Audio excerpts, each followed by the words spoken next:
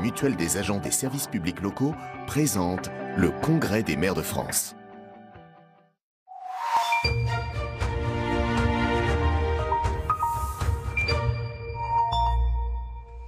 De retour en direct du 101e Congrès des maires de France. Le temps fort cet après-midi, ce sera le discours d'Édouard Philippe, le Premier ministre, qui arrivera ici à partir de 15 h. Il prononcera le discours de clôture à 16 h et vous le voyez sur ces images, eh bien, les maires sont déjà nombreux à s'être installés pour attendre le discours du Premier ministre, un discours que nous suivrons bien sûr en direct sur notre antenne. Mais avant cela, on le disait, nous allons parler de finances locales. C'était le thème de la table ronde ici ce matin dans l'auditorium. Nous allons suivre les meilleurs moments dans quelques instants et puis avec 4 maires en plateau, nous débattrons de ce sujet car les inquiétudes des maires sur ces questions de finances locales sont nombreuses. Mais avant cela, sur ce plateau, il y a quelques minutes, nous recevions Marc Fesneau. Marc Fesneau, le ministre chargé des relations avec le Parlement. Nous avons évoqué avec lui les nombreux sujets qui concernent les maires. Mais pour commencer, bien sûr, nous l'avons interrogé sur le discours qu'a prononcé Emmanuel Macron hier à l'Élysée. Il était présent aux côtés des maires de France. Alors, comment les maires ont-ils vécu ce discours? Ce discours a-t-il apaisé la colère des maires de France? C'est la question que nous lui avons posée. Je ne suis pas sûr que ça suffise, mais en même temps, j'ai trouvé qu'hier, vous avez parlé de discours, je crois que c'était surtout un échange. Puisqu'il y a eu un temps de discours assez court et qu'après, le président de la République a pris le soin de prendre beaucoup de questions. Je crois que ça a duré plus de 2 heures. Et par ailleurs de répondre à un certain nombre de questions sur les inquiétudes des maires. Et donc il a donné les orientations et le cap qui doit être le nôtre. Après c'est au gouvernement, à la majorité, et à ceux aussi qui voudraient, parce que je crois que c'est des choses qui sont partagées au-delà des étiquettes politiques, faire en sorte qu'on modifie un certain nombre de choses et de règles. On voit bien que la crise ou la difficulté qu'il y a dans les territoires, elle est liée à un certain nombre de lois qui ont été votées depuis des années, sans forcément donner un sens. Et donc il faut qu'on arrive à redonner du sens. Et puis à redonner de la souplesse, ça a été un des éléments, à mon avis, important du discours du président de la République. Vous êtes maire, vous avez été élu maire en 2008, maire de Marchenoir, commune du Loir-et-Cher. Vous la comprenez, cette colère? Vous comprenez ce ras-le-bol des maires? Oui, mais si je répète, je crois que c'est une sédimentation pour l'avoir vécu. De l'agrandissement des régions dans les régions qui ont été concernées, l'agrandissement des communautés de communes sans qu'on donne un sens et même un projet parfois, au regroupement qui était opéré, les difficultés financières qui ont été liées à la baisse des dotations sur le quinquennat précédent. Globalement une illisibilité des choses et du système, c'est-à-dire que quand on est élu local, on finit par se perdre un peu quand on veut porter un projet. Et puis la difficulté des territoires plus ruraux à avoir de l'ingénierie, d'avoir la capacité à être accompagné par le service de l'État. Donc c'est un ensemble de choses. Et puis on pourrait rajouter aussi la difficulté autour des services publics. Quand vous êtes maire, votre préoccupation principale souvent, c'est de savoir comment vous maintenez un médecin ou un médecin à proximité. Et donc c'est aussi à tout ça qu'il faut répondre. Il y a des choses qui peuvent être faites dans un temps assez court. Je pense à la réflexion sur l'assouplissement d'un certain nombre de règles. Puis il y a des choses sur le temps long. Je pense à la démographie médicale, puisque je viens d'en parler. On voit bien que c'est des mouvements qui sont assez longs, mais la fin du numerus clausus, qui était réclamé par beaucoup d'opérateurs de santé, mais aussi des élus locaux, va être un premier élément, sauf qu'il faut dire la vérité, la fin du numerus clausus, ça ne produit ses effets qu'à terme. Et donc il faut dans l'intervalle essayer de trouver des solutions concrètes. Je pense qu'il faut on essaye, ça a été tout le sens du discours du président de la République, d'adapter les réponses aux situations locales. Je ne crois pas qu'il y ait de règles uniformes. Et ce dont on a souffert depuis des années, c'est une loi uniforme qui s'applique de manière uniforme sur le territoire. Or, les réponses, elles ne peuvent pas être uniformes. Vous avez des affaires de services publics. Ici, ça peut être des maisons de services publics. Ici, ça peut être des maisons de services publics mobiles. C'est ce que j'ai fait dans ma propre communauté de communes. Quand vous avez un territoire peu dense, très dispersé, faire une maison de services publics fixe, ce n'est pas forcément la seule solution. Donc, il faut qu'on essaie de trouver à la main, si je peux dire, des solutions. Les relations ne sont pas simples entre les élus et l'exécutif, entre l'Association des maires de France et l'exécutif, notamment avec François Baroin. Quand vous entendez des ministres comme Sébastien Lecornu, Gérald Darmanin parler de politisation, est-ce que ce n'est pas une erreur? Est-ce que ce n'est pas refuser de voir la réalité en face? Non, enfin, je pense qu'il faut qu'on sorte un peu des postures. J'ai l'impression que... Des deux côtés? Oui, mais nous, il me semble que du côté gouvernemental, depuis un certain nombre de mois, la création d'un grand ministère de la cohésion des territoires a été autant de signaux envoyés en direction des territoires. Il faut que chacun se mette en situation de bonne volonté. Il y a autour des gilets jaunes, sans qu'on puisse en détailler tous les sujets, il y a, je crois, une crise qui nécessite que la mobilisation du côté État et la mobilisation des collectivités locales. Ce n'est pas deux entités séparées. On ne répondra pas aux défis climatiques, aux défis économiques, aux défis de réindustrialisation, aux défis des services publics les uns séparés des autres, voire pire, les uns contre les autres. Et donc, moi, j'appelle au dialogue et je pense qu'il faut qu'on sorte aussi des postures qui parfois peuvent ressembler à des postures politiciennes. Accuser les maires de politisation, est-ce que c'est pas une erreur ? Est-ce que vous m'avez entendu accuser les maires de politisation? Non, mais vos collègues ministres le font. Non, ils l'ont fait au travers du président de l'AMF, peut-être pas principalement de lui d'ailleurs pour dire les choses. Je crois pas que ce soit un message qui soit adressé à l'ensemble des maires. Je pense qu'il faut qu'il y ait un dialogue qui soit apaisé et qu'on puisse faire un mouvement collectif, parce que je pense qu'on a besoin de répondre aux sujets concrets des gens. Et donc on ferait défaut à notre responsabilité de responsables publics, locaux ou nationaux, à ne pas répondre à ces défis-là. Alors, on va rentrer dans le vif du sujet, notamment parler de la réforme constitutionnelle qui arrivera au Parlement en janvier. Vous avez été rapporteur de cette réforme constitutionnelle. Avec Richard Ferrand, oui. Exactement, et les maires ont beaucoup de demandes concernant cette réforme constitutionnelle, à commencer par inscrire l'autonomie financière et fiscale dans la Constitution. Est-ce que vous y êtes favorable ? Enfin, ça c'est une vieille revendication. D'ailleurs, il y a des éléments qui sont déjà prévus d'autonomie. Après, il y a tout un débat et je pense pas que les associations d'élus soient forcément d'accord les unes avec les autres. Et moi-même, il me semble que c'est un débat, il ne faut pas le poser de façon trop simple. C'est impôt national dynamique ou impôt local parfois moins dynamique. Je pense ceci étant qu'il faut retrouver du sens à l'impôt local. Depuis là aussi des années, l'absence de revalorisation des valeurs locatives, ça a été fait sur les commerces, mais ça n'a pas été fait sur les habitations. Le fait que petit à petit l'État ait procédé à des exonérations fait que la lisibilité pour le citoyen et pour l'élu de la politique fiscale est en défaut. Et donc il faut à la fois retrouver un impôt local et après il faut peut-être qu'un sur un certain nombre de politiques, ça soit un impôt national. C'est peut-être ce mix qu'il faut trouver, de la constitutionnaliser les choses. Je pense que ça n'a pas forcément un sens. Je pense en revanche qu'il faut donner de l'autonomie et de l'autonomie d'action aux collectivités. Je vais vous donner un exemple. En Allemagne, Dieu sait si c'est un pays qui est considéré comme décentralisé, il n'y a quasiment pas d'impôts locaux. L'essentiel de l'impôt, il est national. Est-ce que pour autant on considère que ce n'est pas une démocratie très décentralisée? Les Länder ont des pouvoirs que n'imaginent même pas les régions sur un certain nombre de sujets.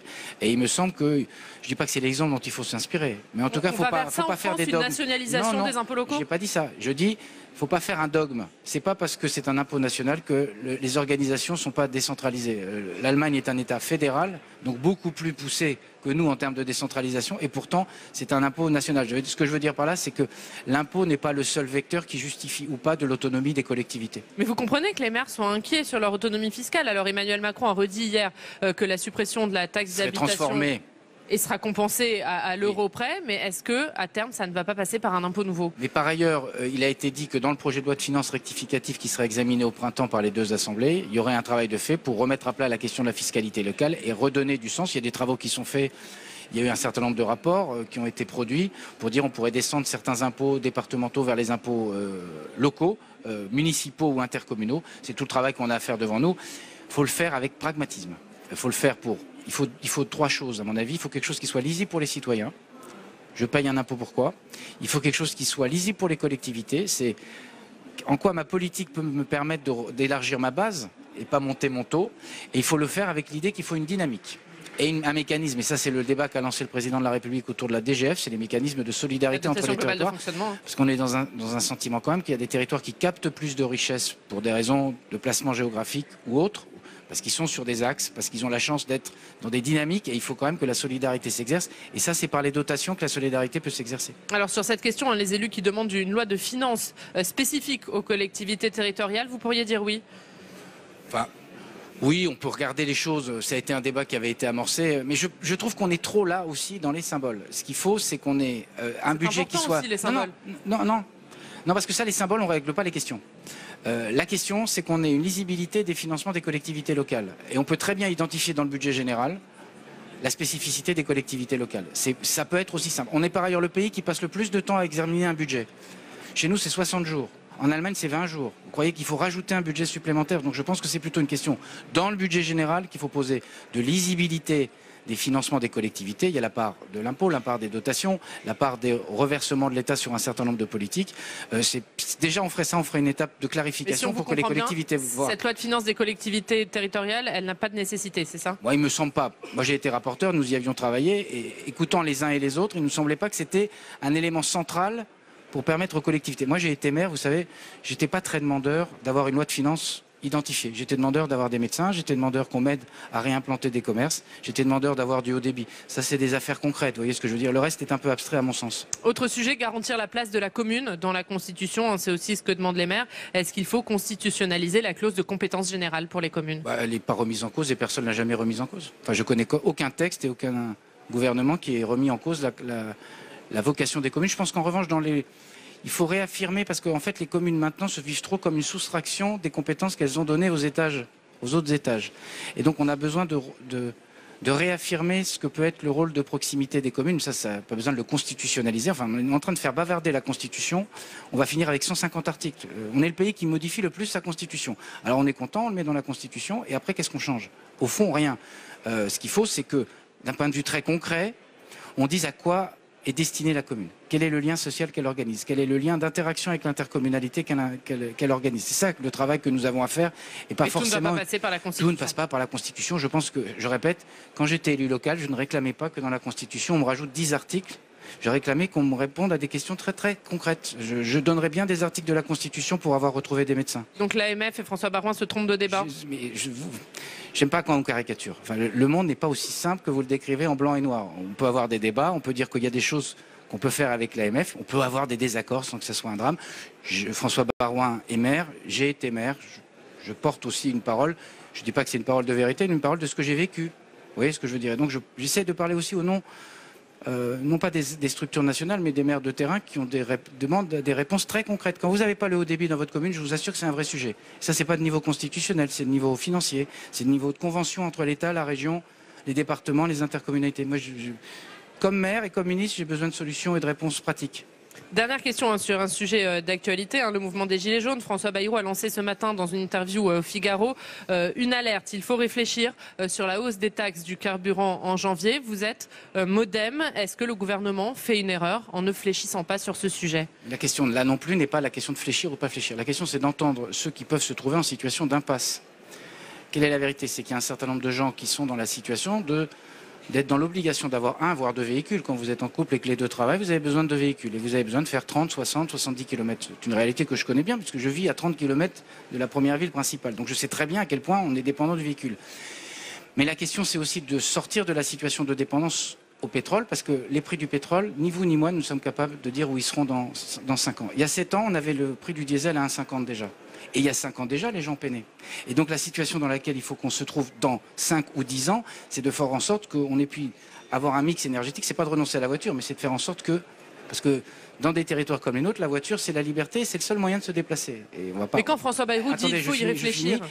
Je dis donc qu'il faut que nous assumions l'idée qu'il ne faut pas qu'on soit dans la situation de la dépendance aux desiderata des grandes monarchies pétrolières qui s'enrichissent sur notre dos. C'est une question d'autonomie française. Et on doit trouver un mix qui nous permette de nous défaire de cette dépendance-là. Et par ailleurs, vous connaissez François Bayrou, je le connais aussi très bien. J'en ai parlé d'ailleurs avec lui hier. Il a une voix libre, c'est bien qu'il puisse exprimer des choses. Il y a un certain nombre de mesures qui vont être réexaminées dans le projet de loi de finances pour compenser d'un point de vue complémentaire et pour écouter ce que disent les gens et pour accompagner cette transition. Et je pense que c'est là-dessus qu'il faudra qu'on travaille. Il a une voix libre, mais il a une voix qui compte, notamment auprès d'Emmanuel Macron. Parce qu'elle est libre qu'elle compte pas, oui. Donc la hausse des taxes, ce n'est peut-être pas forcément la bonne solution. Non, je dis simplement qu'il faut regarder posément les choses. Il faut qu'on donne le signal quand même qu'il faut qu'on évolue. Parce que sinon, on restera dans la situation de statu quo. Et je répète, nous étions à 1,50 il y a 7 ou 8 ans. Je l'ai vécu, j'ai même réinstallé une station-service. Donc j'étais très attentif au prix du pétrole. Vous voyez ce que je veux dire? Donc j'étais dans la situation de celui qui est dépendant aux desiderata des pays, des monarchies du pétrole. Je ne suis pas fan des monarchies pétrolières qui vivent de la rente sur notre dos. Et donc il faut qu'on s'en débarrasse. Donc il faut donner un signal. Et par ailleurs, il faut accompagner parce qu'il y en a qui sont en situation de désespérance légitime. Parce qu'ils disent, je n'ai pas d'autre solution. Je ne peux pas forcément racheter un véhicule. Et c'est ça qu'il faudra regarder au travers des éléments budgétaires. Voilà pour cette interview de Marc Fesneau, le ministre chargé des relations avec le Parlement, enregistré un tout petit peu plus tôt sur ce plateau. Je vous le disais, le thème de la matinée, ce sont les finances locales. C'était le thème de la table ronde. On va en débattre dans quelques instants avec 4 maires présents sur ce plateau. Mais avant cela, je vous propose de regarder les meilleurs moments de cette table ronde qui a eu lieu ce matin dans l'auditorium de l'AMF. Ils sont préparés par Alice Bardot. Philippe Laurent. Oui, tout à fait. Quand on nous dit, mais qu'est-ce que vous voulez, vous, à l'AMF? Ce que nous voulons, c'est des garanties. C'est des garanties. Et dans notre système institutionnel, la seule garantie, et encore, enfin admettons, la seule garantie, ou en tout cas la garantie la plus forte, c'est en effet d'inclure dans la Constitution elle-même un certain nombre de choses. Voilà, il n'y a pas d'autre possibilité de faire. En 2000, dans la révision constitutionnelle dont on a parlé tout à l'heure en 2003, avec la loi organique qui est suivie en 2004, on a cité tout à l'heure, il y a eu cette volonté.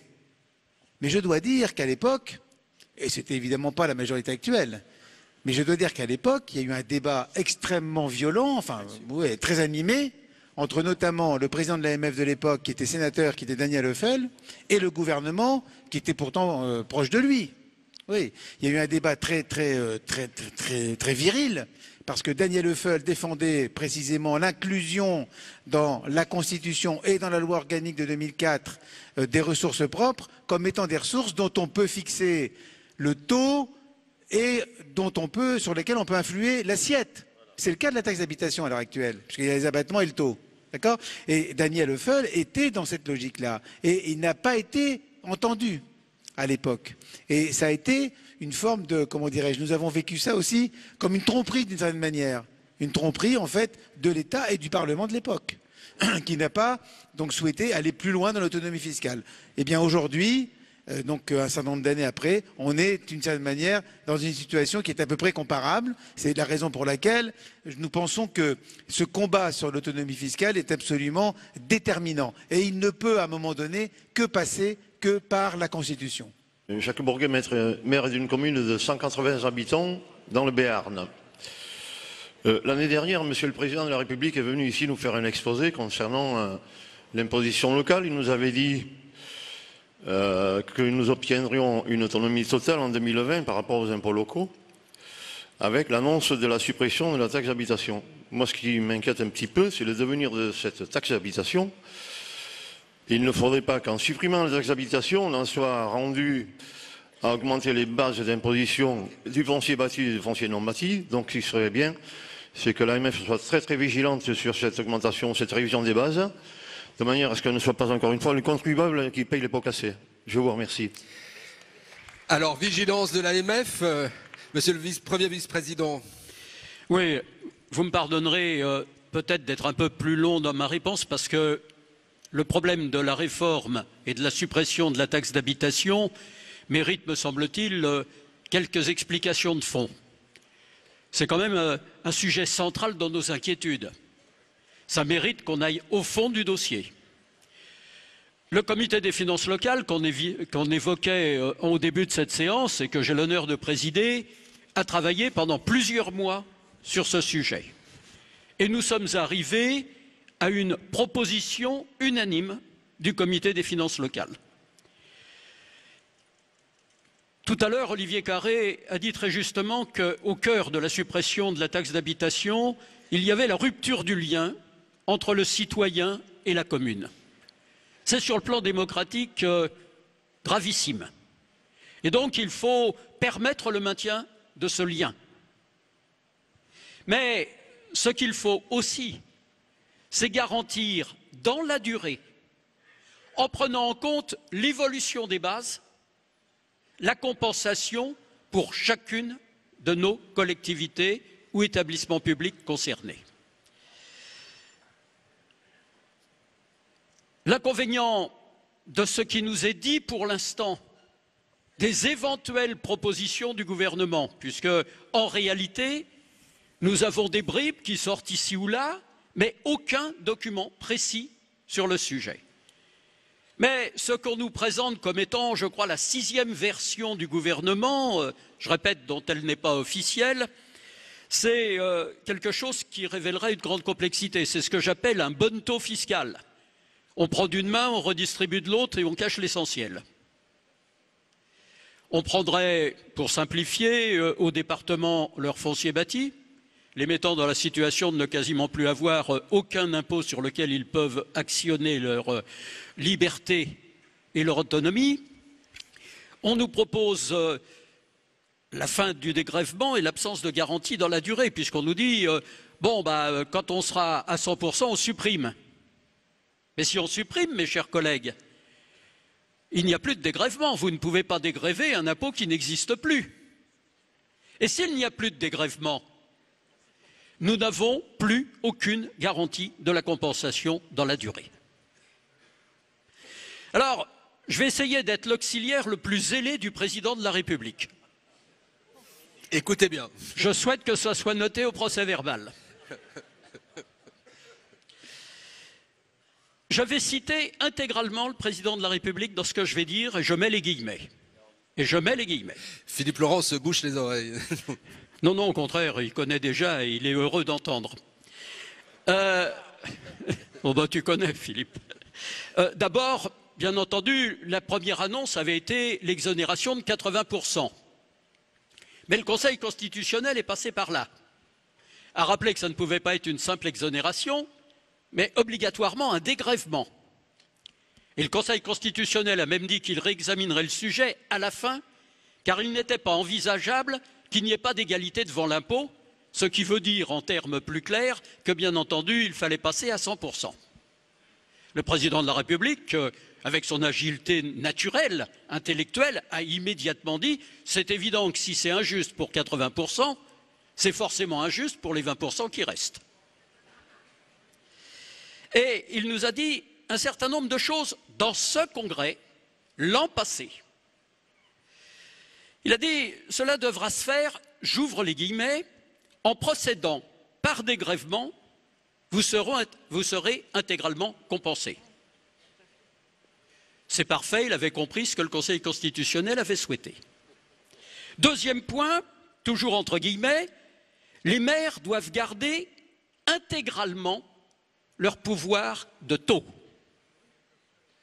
Ce qui, bien entendu, me conduit à m'étonner de la manière dont le Premier ministre s'est permis de distribuer des bonnes et mauvaises notes suivant que nous avions augmenté nos taux ou pas. Je le dis d'autant plus détendu qu'en ce qui me concerne, je ne les ai pas augmentés depuis 15 ans. Mais je considère que c'est totalement inacceptable qu'on puisse, alors que le président de la République a dit qu'il tenait à ce que nous gardions intégralement notre liberté de taux, il puisse y avoir ce type de discrimination qui a ensuite basculé malheureusement sur un hashtag dramatique. C'est ensuite, et je cite à nouveau le président de la République, la prise en compte de la dynamique des bases. Car quand je lis dans le courrier du président de la République au maire que ça serait à l'euro près, mais si c'est à l'euro près et que c'est figé pendant 20 ans, mes chers collègues, l'euro, il aura perdu un peu de sa vivacité. Et donc, bien évidemment, il faut que ça intègre la dynamique des bases. Enfin, dernière phrase que je citerai du même discours du président de la République, et j'ouvre les guillemets, garantir pleinement l'autonomie financière et fiscale. Voilà l'ensemble des engagements du président de la République. Le comité des finances locales a longuement travaillé sur le sujet et nous avons trouvé la réponse pour que l'ensemble des engagements soient tenus. Cette réponse, en définitive, vous savez, c'est comme l'œuvre de Christophe Colomb. Ça a l'air compliqué, et puis d'un seul coup, on découvre la solution. Eh bien là, la solution, puisque le gouvernement et le président ont également dit que ce dégrèvement ne s'appliquerait pas aux résidences secondaires. Donc ça veut dire qu'on maintient la taxe d'habitation sur les dites résidences secondaires. À partir de là, puisque la taxe d'habitation continuera à exister pour cette catégorie de contribuables, eh bien, nous proposons, c'est la proposition unanime du comité des finances locales, que le dégrèvement soit général sur les 100% de contribuables qui payent sur leur résidence principale. Ça permet ainsi de préserver le lien avec le citoyen, puisque dans le cadre d'un dégrèvement, nous gardons notre liberté de taux. Ça permet aussi simplicité et lisibilité, parce que si on met en place des impôts de complément, ça veut dire qu'il y aura des perdants et des gagnants dans les compléments, ça veut dire qu'il y aura des équivalents de la DCRTP, de la dotation de compensation de la réforme de la taxe professionnelle, et ça veut dire à nouveau que certains seront figés sur des mauvaises bases et que donc nous aurons figé les inégalités sans permettre de les corriger. Et donc, cette solution d'un dégrèvement général de la résidence principale respecte l'intégralité des engagements présidentiels. Et malgré les difficultés, je veux encore croire à la fiabilité des engagements. Ça permet une lisibilité, ça permet une liberté et ça nous garantit dans la durée, puisque le Conseil constitutionnel serait alors le garant, bien entendu, des évolutions législatives et permettrait de faire que ces évolutions législatives ne remettent pas en cause notre liberté et nos moyens. Je pense que c'est une solution totalement juridiquement fiable, totalement financièrement fiable, et je pense qu'il serait tout à fait dommageable de s'en priver. Alors j'entends un argument, mais qu'on me dit à voix basse quasiment du côté du gouvernement, on me dit « Ah oui, mais ça coûterait ». Mais alors, mes chers collègues, si ce qui permet de compenser intégralement la suppression de la taxe d'habitation est considéré aujourd'hui comme trop coûteux, ça veut dire qu'au fond, on n'a pas l'intention de nous compenser, c'est l'aveu et ça n'est pas acceptable. À vous, monsieur. Et bonjour à toutes et à tous. Je vais faire un témoignage et en même temps profiter de cette tribune pour me faire entendre, parce que les différents courriers adressés à Madame Couraud ou même à l'AMF, à Monsieur Laurent, à nos parlementaires, n'ont pour l'instant pas eu de réponse. Donc, En vous présentant, s'il vous plaît. Pardon, je vais me présenter absolument. Donc Ruault Jean-Pierre, je suis vice-président d'une petite communauté de communes de 59 000 habitants, avec 39 communes situées entre Chartres et Rambouillet.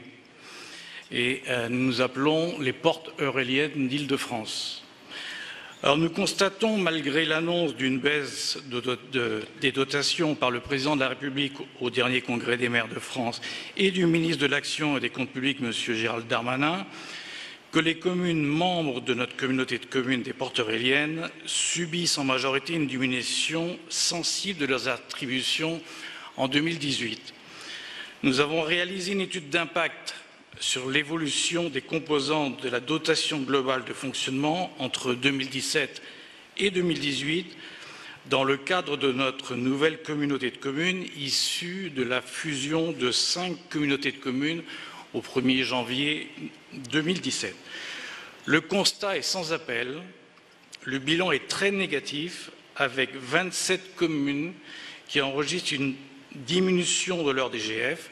En pourcentage, c'est plus facile à comprendre, 69% des communes membres et une baisse totale de 368 kg.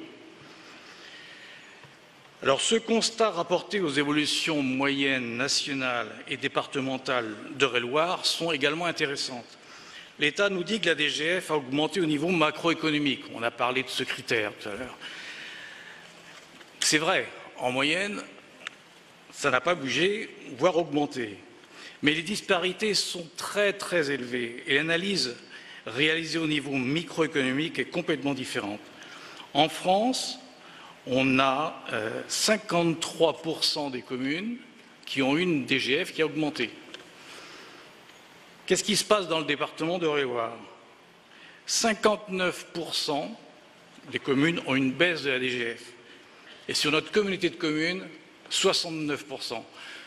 On voit bien que la comparaison entre le macro et le micro pose un énorme problème. Et nos représentants nationaux, il faut qu'ils soient sensibles également à ce qui se passe sur le terrain. Donc, je disais, 27 baisses sensibles qui proviennent principalement de la perte d'éligibilité de la dotation à DSRU, moins 158 kg, diminution de la dotation nationale de péréquation, moins 177 kg. Une cause possible et une conséquence. Dans la cause, eh bien, je reviendrai sur la loi NOTRe. La loi NOTRe, elle a regroupé 5 communautés de communes et je ne peux pas imaginer que l'État n'ait pas fait de simulation sur les conséquences dévastatrices financières. Eh oui, malheureusement, c'est ça le problème. C'est que ces simulations, elles n'ont pas... Oui, allez-y. Je n'arrive pas à le comprendre, ça. Nous, quand on fait nos budgets, on a besoin de simulation. Sinon on ne fonctionne pas. Et la conséquence, c'est que les deux critères qui influencent les dotations globales, c'est le potentiel fiscal et le potentiel financier par habitant. Ces deux critères ont été impactés par ces fusions dans le cadre de la loi NOTRe et ont eu une conséquence immédiate de donner un poids financier virtuel à ces petites communes qui n'ont rien demandé, elles. Donc, ce que je voudrais, c'est que, d'une part, au-delà de la simulation qu'on attend de l'État pour nous aider à travailler correctement sur des prospectives, qu'en 2019, on puisse avoir ces simulations. Je pense qu'en 2019, on aura un autre problème, parce que le périmètre de notre communauté de communes va à nouveau bouger, il a bougé, ce qui veut donc dire que les potentiels fiscaux, les revenus fiscaux par habitant vont également bouger. Donc je suis sûr qu'on aura encore une baisse des dotations pour nos petites communes. Et la deuxième chose, c'est qu'il faudrait un effet de cliquet ou un effet de garantie qui permette à nos petites communes rurales, de très petite taille, de ne plus être face à cet effet immédiat et violent de la baisse des dotations de finances. Christian Billac, et puis ensuite Marie-France Beaufils. Oui, merci de me donner la parole. On voit quand même qu'il y a des choses simples à faire. Je suis d'accord qu'il faut revoir la DGF dans sa totalité, mais il y a en attendant une mesure très simple qui a été demandée par le comité des finances locales et qui pourrait être mise en place lors de la deuxième lecture de la loi des finances, monsieur le député. C'est la séparation du fonds de péréquation, du FPIC, en deux parties, une communale et une intercommunale. On demande ça à l'unanimité au comité des finances locales et on a une fin de non-recevoir du gouvernement. C'est facile à comprendre. Lorsqu'il y a eu les fusions d'intercommunalités, les calculs ont été modifiés. Moi, j'admets qu'ils étaient modifiés pour l'intercommunalité. Mais la commune qui est à l'intérieur de ce périmètre, elle, sa situation financière n'a pas du tout bougé. Et si par l'intermédiaire d'une fusion, cette commune a intégré un contributeur au FPIC, eh bien elle se retrouve, alors qu'elle était bénéficiaire auparavant, elle se retrouve à contribuer alors que sa situation n'a absolument pas changé, que le maire il a le même budget, les mêmes difficultés, mais simplement parce qu'il y a eu fusion d'intercours, on le fait contribuer alors que la veille, il était bénéficiaire. Donc un fonds communal, un fonds intercommunal, parce que on a toujours ce problème, alors c'est vrai qu'il y a eu un effort de fait en supprimant la contribution des communes pauvres au sein des intercos riches, mais il reste quand même le problème quand le FPIC est bénéficiaire pour ces communes pauvres qui ne perçoivent pratiquement rien. Voilà, donc il faut avoir deux FPIC, un basé sur la richesse, pour faire simple, sur la richesse de la commune et un basé sur la richesse de l'intercommunalité. On est obligé d'y arriver parce que sinon on va continuer à avoir un FPIC où deux communes, parce qu'elles ne sont pas dans la même intercommunalité, il y en a une avec la même richesse qui contribue au FPIC et l'autre qui encaisse du FPIC. Donc ça, c'est facile à remédier et on peut le remédier dès la loi des finances cette année. Et puis, j'en ferai ma conclusion parce que je vois le cadran là. Moi, je voudrais quand même, pour conclure, dire qu'il y en a un peu marre qu'on mette à l'index la dépense publique. Et nous avons demandé, là aussi au comité des finances locales, qu'il y ait une étude de fait sur les bienfaits de la dépense publique. Parce que cet argent que nous dépensons, je pense... Mais vous avez vu la campagne de communication de l'AMF qui nous a été présentée. Mais bien sûr. Mais cet argent que nous dépensons, nous ne le dépensons pas dans les paradis fiscaux ou aux îles Caïmans. Cet argent que nous dépensons, il va aux artisans pour entretenir nos bâtiments, pour construire de nouveaux équipements. Il va au commerce local. Il va avec les salaires de nos employés. Et tout ça, c'est réinjecté dans l'économie par le biais de cotisations sociales, par le biais d'impôts. Et donc, on parle toujours de la dépense publique. Moi, je voudrais que de temps en temps, on parle aussi des effets bénéfiques de la dépense publique au-delà de la qualité de vie qu'on offre à nos concitoyens. Merci. Voilà pour les meilleurs moments de cette table ronde sur les finances locales qui avait lieu ce matin dans l'auditorium à l'AMF, ici au Congrès des maires de France. Nous allons continuer à débattre de ce sujet avec 4 maires qui sont sur ce plateau. Je vous les présente. Marie-Claude Jarraud, bonjour.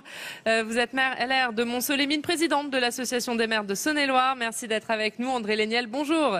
Bonjour. Maire d'Issoudun, maire socialiste d'Issoudun, premier vice-président délégué de l'Association des maires de France. Olivier Carré, bonjour. Maire d'hiver droite d'Orléans, président d'Orléans Métropole. Et enfin, Philippe Laurent, bonjour. Bonjour. Maire UDI de Sceaux, secrétaire général de l'Association des maires de France. Alors, avant de débattre de ce sujet des finances locales, un mot quand même sur ce qui s'est passé hier soir à l'Elysée, le discours et l'échange d'Emmanuel Macron avec des maires de France, échange qui a duré plus de 2 heures. Marie-Claude Jarraud, est-ce que ce discours, cet échange d'Emmanuel Macron avec les maires, il a répondu à vos attentes ? D'abord, je voudrais saluer cette initiative, même si le président de la République n'est pas venu au Congrès des maires. Il nous a reçus hier soir dans un format un peu innovant, c'est-à-dire qu'il nous a parlé, puis il a accepté de répondre à un certain nombre de questions qui n'étaient pas prévues à l'avance, donc c'est plutôt courageux. J'ai trouvé qu'il nous avait fait passer des messages, le message de la contractualisation, réaffirmer le message de l'autonomie un petit peu moins affirmé, et puis le message du contrôle a posteriori. C'est ce message-là qui m'a le plus convenu. Reste maintenant à donner les preuves et à le mettre en œuvre. Olivier Carré, on entendait Marie-Claude Jarraud dire que c'est courageux. Est-ce que finalement, ce format, ça a effacé l'absence d'Emmanuel Macron ici au Congrès des maires ? C'était pas un oral de rattrapage. Il a bien dit qu'il ne se défilait pas et il l'a prouvé en répondant assez directement à des questions qui pouvaient être favorables comme à d'autres qui ne l'étaient pas du tout. Et donc ça lui a permis aussi de réaffirmer que dans la démocratie française, le président de la République, le maire, étaient les 2 personnalités politiques sur lesquelles les Français se reposaient. Et que quelque part, on avait une forme de responsabilité commune à accompagner toutes les mutations qu'il y a dans ce pays. Alors lui, il les voit à son échelle, nous on les vit tous les jours dans nos territoires, ces différentes transitions, avec un certain nombre de contraintes, dont celle de la maîtrise de la dépense publique qui nous concerne tous. Ça fait l'objet de débats ce matin, mais j'ai trouvé que c'était une parole franche et la question, elle est de savoir justement si on est capable de dépasser nos contingences politiciennes pour accompagner les Français dans tous ces changements. Il vous a tendu la main hier, le président de la République. Vous la saisissez, cette main tendue ? Ça fait déjà un certain temps que je considère qu'il faut aller vers tous ceux de droite ou de gauche qui tendent la main vers justement l'accompagnement des Français dans leur mouvement. Maintenant, après, ça se fait pas n'importe comment, ça ne se fait pas en remettant en cause tout. Mais j'ai pas entendu que c'était sa volonté. J'ai entendu surtout quelqu'un qui voulait du pragmatisme. Par contre, est-ce que sa parole descend dans l'ensemble de son administration? C'est là qu'on attend l'exécutif au sens plein du terme. André Léniel, Philippe Laurent, on a suivi en direct le discours d'Emmanuel Macron. En revanche, vous, membre du bureau de l'AMF, vous avez rencontré le président de la République à l'Elysée à 17h30 avant son discours. André Léniel, comment s'est passé cet échange avec le président de la République qui s'est prolongé, puisqu'Emmanuel Macron est arrivé en retard à son discours? On ne va quand même pas expliquer que c'est parce que nous avions une réunion de travail qu'il est arrivé en retard. Je ne sais pas, je ne suis pas allé aux falbalas qui ont suivi, donc je ne sais pas s'il a été aimable. Je peux vous dire qu'en ce qui concerne la réunion de travail, ça n'était pas le cas. Il n'était pas aimable ? Non, il était campé sur ses positions, parfois assez cassant, et surtout revenant sur un certain nombre d'engagements. Par exemple, et là j'avoue que c'était un peu surréaliste, il nous a expliqué qu'il ne s'était pas engagé à revenir devant le Congrès des maires de France, alors que passe en boucle sur toutes vos chaînes le discours qu'il avait tenu dans ce même lieu il y a 1 an. Il a remis en cause l'idée qu'il puisse y avoir une autonomie fiscale, clairement, brutalement, alors qu'il a dit exactement le contraire il y a 1 an dans ce lieu même. Ce n'est que pour citer 2 exemples, j'en ai beaucoup d'autres à votre disposition, et donc ça a été une réunion où nous étions venus pour tendre la main. et où la main n'a pas été saisie. Bien au contraire. Elle a même plutôt été rejetée. Nous continuerons à affirmer que nous tendons la main, mais pour que des mains se rejoignent, encore faut-il qu'il y en ait deux qui aient le même sentiment et la même volonté. Philippe Laurent, vous étiez vous aussi à cette réunion. Si on écoute André Léniel, il y a eu 2 Emmanuel Macron hier soir. Celui du bureau de l'AMF devant vous et celui devant les publics, hein, devant les maires, devant les chaînes de télévision. Il était cassant avec vous? Vous savez, c'est ce qu'on appelle le en même temps. Voilà, et en cassant, pas spécialement cassant, il a dit les choses comme il sait les dire parfois, c'est-à-dire avec une certaine fermeté.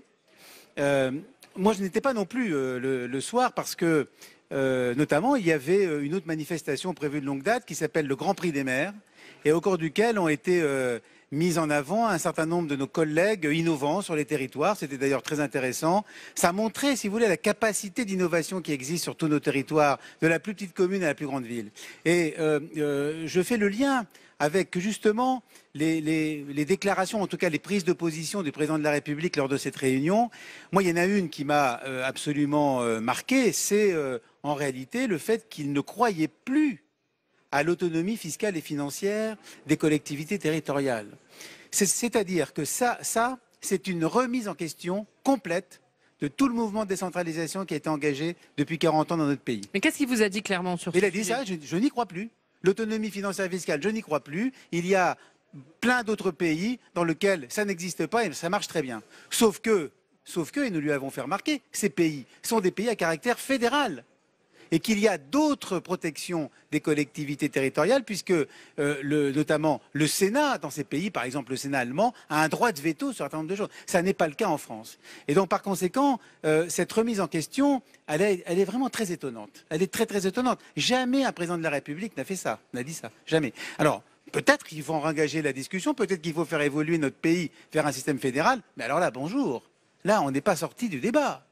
C'est contraire à notre tradition nationale, mais pourquoi pas? Mais à ce moment-là, il faut le dire comme ça. Et il ne faut pas le dire au détour d'une réunion donc, de travail et donc venir ainsi montrer qu'en définitive, c'est très bien, les maires sont très bien, on a besoin d'eux, etc. Mais on a besoin d'eux pour faire ce que l'État leur dit de faire. Mais juste clairement, qu'est-ce que ça veut dire? C'est la fin des impôts locaux? La nationalisation de l'impôt? Oui, tout à fait. Oui, c'est ce qui est en train de se passer. Comment pensez-vous que la taxe d'habitation sera remplacée? Il a dit lui-même que ça ne serait pas remplacé par un impôt. Donc ça ne peut être remplacé que par des dotations qui viennent d'ailleurs d'on ne sait où, parce que l'État, si je ne m'abuse, n'est pas quand même très riche. Et donc par conséquent, ce sera des dotations qui pourront varier au gré de la volonté du pouvoir national, puisque le Parlement est malheureusement un peu quand même aux ordres du pouvoir national. Donc nous aurons ainsi des dotations qui baisseront dans l'avenir, comme ça a été le cas toujours, comme ça a été le cas dans les mandats précédents. Nous connaissons parfaitement ça. L'État ne tient jamais sa parole dans ce domaine. C'est ainsi. Ce n'est pas cet État aujourd'hui, c'est l'État en général. Olivier Carrelesi sur ce sujet. Oui, non, je voudrais juste réagir parce que, déjà, pas d'impôt nouveau. Ce qui n'est pas tout à fait la même chose que certains scénarios qui passent. Et c'est vrai qu'il y a des élus qui demandent à ce qu'il y ait des créations d'impôts nouveaux.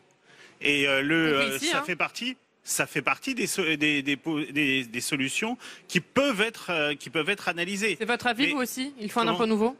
Ah ben pas d'impôt nouveau, moi c'est mon point de vue, qu'il n'en faut pas, mais c'est un avis personnel. On a un certain nombre de collègues qui pouvaient défendre l'idée, il y a même eu une hypothèse qui a été évoquée au sein du CFL, rapportée par le président, d'un impôt qui se substituerait à la taxe d'habitation pour les 20% des ménages les plus aisés. Et donc en remplacement dans le sens de lier l'impôt à l'action publique, ce qui est quelque chose d'important. Ça, on en est tous d'accord. L'autre élément, c'est qu'il y a quand même d'autres éléments qui ont été dits publiquement et qui sont des éléments qui ne remettent pas en cause l'autonomie de décision des collectivités, et loin de là, puisque justement à la différence d'aujourd'hui où beaucoup de choses viennent par circulaire de l'État et du Parlement, l'expérimentation, la différenciation sont des éléments qui vont être dans le débat public avec justement cette question en France de faire en sorte qu'on n'applique pas forcément la même politique, et cela décidé par des élus locaux dans différentes régions qui ont à répondre à des problèmes qui sont différents eux-mêmes. Si ça, ce n'est pas aussi des évolutions qui sont fondamentales par rapport à ce que l'on connaît dans l'architecture depuis longtemps des collectivités locales, ça me paraît être une innovation majeure. La prendre avec précaution, mais c'est de véritables avancées. Pour revenir sur cette question de l'impôt, André Léniel. D'abord, comme Olivier Carré, je suis contre tout impôt nouveau. Ce serait un extraordinaire pied de nez à nos concitoyens que de leur dire qu'on supprime la taxe d'habitation pour recréer un impôt qui ressemblerait à la taxe d'habitation. Donc ça n'a pas de sens. Mais pour rebondir sur ce que vient de dire Olivier Carré, d'abord, il n'y a pas besoin de réforme de la Constitution pour la différenciation. C'est d'ailleurs ce qu'a dit le Conseil d'État. Toutes les lois existantes sont suffisantes pour que cette différenciation puisse se faire. Ça n'est pas tout à fait la même chose, effectivement, en matière d'expérimentation, où il faut un changement des textes. Mais surtout, cher Olivier, expérimenter, différencier, si dans le même temps on nous étouffe financièrement, quelle est alors notre marge de manœuvre? Vous savez, c'est Camus qui disait supprimer le pain du travailleur, que lui reste-t-il de liberté? J'ai envie de paraphraser. Alors comment on supprimer les ressources des collectivités locales, que nous reste-t-il de liberté? Comment on fait pour compenser cette suppression de la taxe d'habitation? Quelle est votre solution? Alors, l'engagement du président doit être respecté. Mais j'ai dit ce matin qu'il y avait une solution, qui est d'ailleurs votée à l'unanimité par le comité des finances locales, c'est-à-dire toutes les strates et l'ensemble des formations politiques. Quelle est cette idée? Elle est simple. C'est que, aujourd'hui, est en place un dispositif qui permet la compensation, mais qui théoriquement ne vaut que pour les 3 ans, qui est le dégrèvement. C'est d'ailleurs le Conseil constitutionnel qui l'a imposé, disons-le clairement. Bien. Nous disons, quand nous serons à 100%, puisque pour l'instant n'est prévu que les 80 premiers pourcents, quand nous serons à 100%, le gouvernement et le président ont précisé que ce 100% n'engloberait pas les résidences secondaires, ça veut dire que la taxe d'habitation continue à exister. Alors appliquons à l'ensemble de ceux qui sont dégrevés, c'est-à-dire ceux qui ont une résidence principale, le dégrèvement, ce qui permet de garantir les ressources des collectivités locales, non seulement sur l'instant, mais dans la durée et avec l'évolution des bases. C'est une garantie constitutionnelle et c'est la seule garantie qui vaille dans la durée pour que les collectivités territoriales soient effectivement compensées. Marie-Claude Jarraud. Évidemment, je suis d'accord, surtout pas d'impôts nouveaux. Cela ouvrirait la voie aux démagogies de tous bords et ça enverrait un signe extrêmement négatif à nos concitoyens qui sont accablés d'impôts et qui se sentent abandonnés sur ce sujet. Je crois qu'on a aussi un travail à faire sur le rôle de l'impôt. À quoi sert l'impôt et comment on constitue les ressources et qu'est-ce qu'on met en face, nous les maires, par rapport à ces ressources. Il nous faut absolument, en tant que maire, réconcilier, même si on n'est pas fâché, mais réconcilier et amener ce propos d'éclaircissement de à quoi sert la ressource, d'où vient-elle et le service public que l'on met ou le service au public que l'on met en face. Parce qu'aujourd'hui, le consentement fiscal est en danger. Le consentement fiscal me paraît en danger, mais c'est aussi... Bon, moi j'ai été élu maire en 2014, mais je pense aussi que c'est peut-être un peu de notre faute, parce que nous avons tous été à un moment ou à un autre tentés par des phénomènes de gratuité. Non, c'est pas bien ça. La gratuité, c'est presque malhonnête. C'est presque malhonnête parce que la gratuité, elle n'existe pas. Ça veut dire qu'on va aller chercher des ressources ailleurs et que on va assurer ce service gratuit. La gratuité, c'est un peu pervers. Donc il faut expliquer à nos concitoyens d'où vient l'argent et à quoi il sert, leur assurer un service public. Il faut faire un travail sur le consentement à l'impôt, Olivier Carré. Oui, alors je vais céder à la facilité qui évidemment voudrait qu'on n'augmente pas les impôts. Un tout petit élément par rapport à ceux qui nous regardent ou qui nous écoutent, c'est que la différence entre le dégrèvement et une compensation, c'est que le dégrèvement se substitue au contribuable. C'est évidemment quelque chose de beaucoup plus fort et qui oblige celui qui se substitue au contribuable, alors que ce que l'État a l'habitude de faire, c'est des compensations où là, il regarde ce qu'il donnait il fait une enveloppe qui est décidée chaque année et puis il donne ou il donne pas.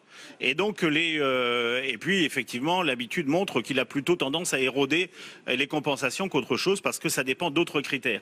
Alors que juridiquement le dégrèvement est beaucoup plus fort puisque il se substitue aux contribuables. Donc c'est chacun de nous qui est quelque part garant de la recette que l'on recevrait, ce qui correspond à l'obligation qu'il a aujourd'hui de payer l'impôt. Philippe Laurent, aujourd'hui, le travail à faire est sur ce consentement à l'impôt. Il est en danger aujourd'hui? Écoutez, il peut être en danger. Oui, il est probablement en danger de manière générale. Vous l'entendez, ce ras-le-bol fiscal? Est-ce qu'aujourd'hui, ça va au-delà du ras-le-bol fiscal? Moi, je suis maire depuis 2001, donc j'ai entendu beaucoup de choses. Et puis, j'étais déjà élu avant. Alors, moi, j'ai jamais d'ailleurs été tenté par la gratuité. En revanche, ce que nous faisons, et ça beaucoup de villes le font, c'est que nous avons des tarifs qui sont adaptés à la capacité contributive des gens. Je me souviens que le président de la République, dans le plan pauvreté, avait donc dit qu'il faudrait que les repas, le coût des repas, enfin le coût de la pause méridienne dans les écoles ne dépasse pas 1 euro. Mais je suis désolé, mais chez nous, on est en dessous d'1 euro pour les tarifs les plus bas. Et dans la plupart des communes aussi. Tout ça est déjà fait. On n'a pas attendu la parole divine pour pouvoir appliquer des mesures de solidarité et de lien social au sein de nos communes. On sait le faire, tout ça.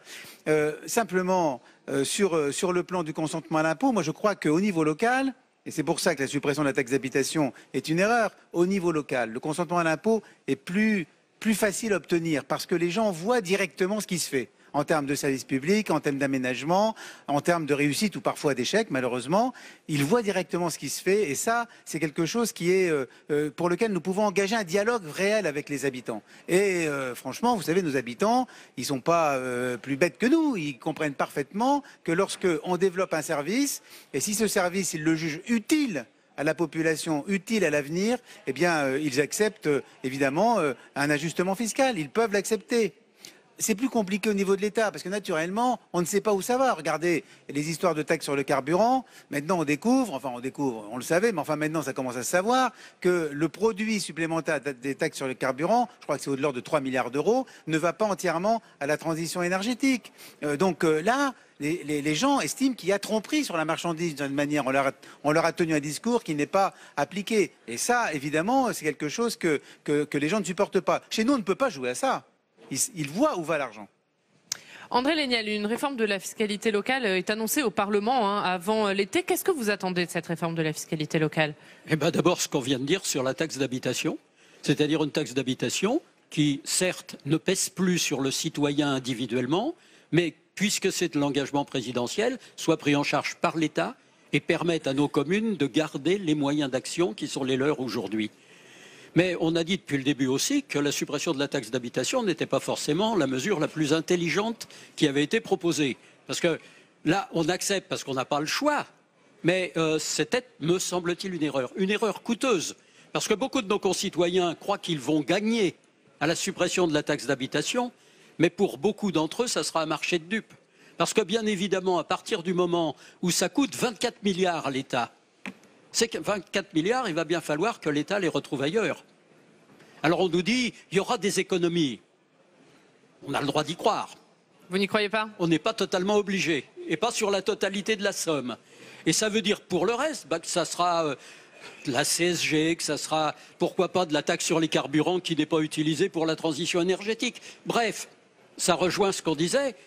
S'il y a gratuité de la taxe d'habitation, c'est que d'autres paieront, et les autres, ça sera probablement les citoyens dans leur ensemble, et pas forcément d'ailleurs avec les mêmes marges d'amélioration, puisqu'aujourd'hui, sur la taxe d'habitation, on peut localement décider des abattements qui tiennent compte de la situation de famille, qui tiennent compte de la situation économique du foyer. Alors que demain, si c'est noyé dans les impôts nationaux, alors nous n'aurons pas forcément un impôt beaucoup plus juste. Et aujourd'hui, supprimer la taxe d'habitation, ça ne gomme aucune des inégalités entre les citoyens et entre les territoires, ça les fige dans l'inégalité forte que nous connaissons aujourd'hui. Un mot sur la dotation globale de fonctionnement. Emmanuel Macron a dit qu'elle serait stabilisée pour la première fois depuis longtemps. Il a annoncé une réforme de la dotation globale de fonctionnement. Hier soir, on va l'écouter. Pour la première fois, depuis nombre d'années, le niveau de la DGF il a été le même pour le budget de cette année, il sera le même l'année prochaine, 18,5 milliards. Donc on met fin à une baisse de la dotation. Et comme je l'ai dit tout à l'heure à l'AMF, moi je suis tout à fait prêt à ouvrir le chantier de la réforme des règles de la DGF. Alors, il y a des règles. Alors méfiez-vous parce que on va s'applaudir collectivement parce qu'on lance une réforme, mais après il va falloir la mener. Marie-Claude Jarraud, vous l'attendiez cette réforme de la dotation globale de fonctionnement? Oui, mais dans un package global.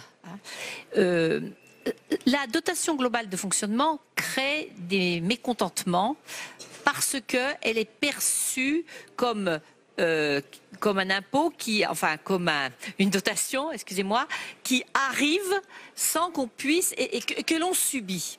Alors, moi, par exemple, j'ai de la DGF qui a diminué, mais dans le cadre de la péréquation, elle a moins diminué que pour d'autres. Et puis, en plus, je reçois de la DSU. La DSU? Dotation de solidarité urbaine. Donc, en fin de compte, ma dotation qui m'arrive de l'État est stable. Et puis, à côté, il y a des communes qui sont, on va dire, plus riches, entre guillemets, et il faut aussi parler des critères d'attribution.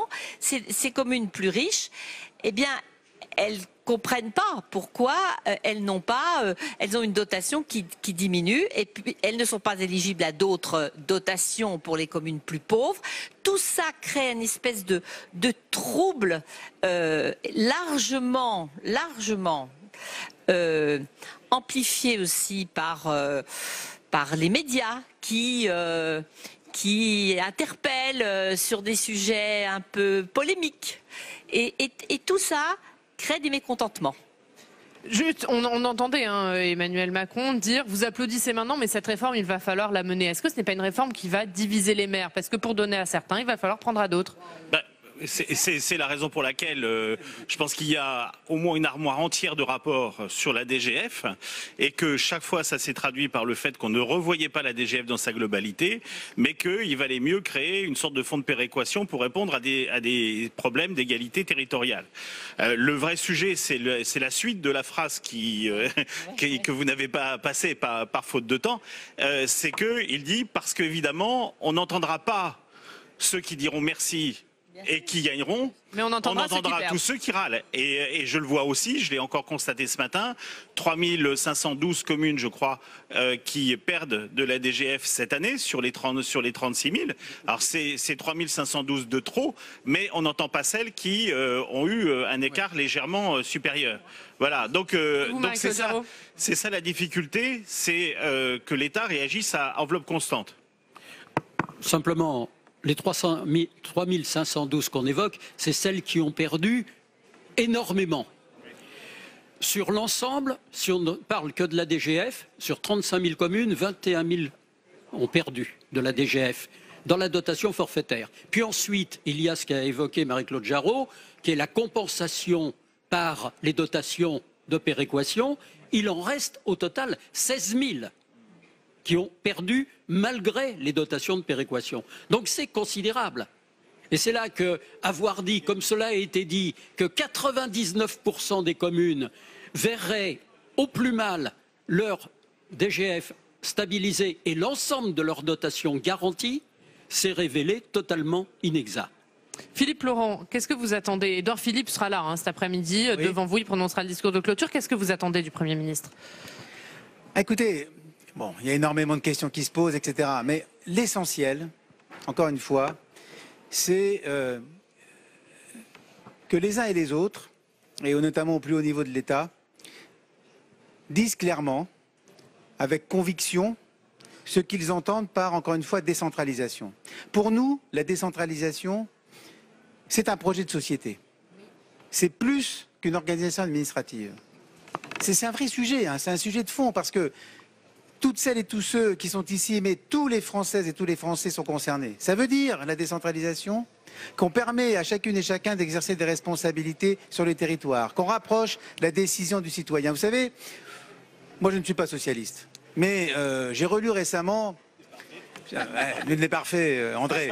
Mais j'ai relu récemment le discours qu'a prononcé Gaston Defferre en juin 1981, lorsqu'il a présenté ce qui est devenu la loi du 2 mars 82.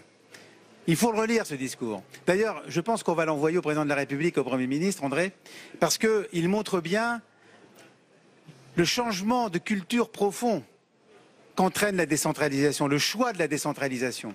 Ce changement de culture, c'est le vrai problème.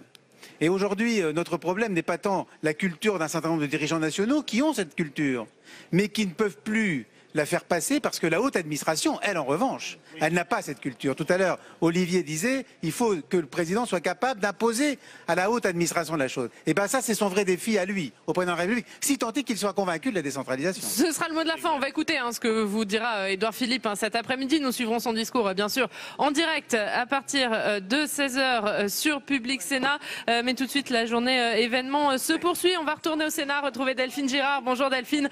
On va suivre avec vous la séance de questions d'actualité au gouvernement. Merci Oriane, effectivement, je vous repasse la main à 16h pour le discours d'Édouard Philippe, mais en attendant, place aux travaux du Sénat avec, vous l'avez dit Oriane, les questions d'actualité au gouvernement. Elles sont à suivre en direct sur notre antenne, ce sera à partir de 15h. Parmi les thèmes aujourd'hui, la situation à La Réunion, marquée par des violences en marge du mouvement des Gilets jaunes, mais aussi les relations État-collectivité après le discours d'Emmanuel Macron hier soir à l'Élysée.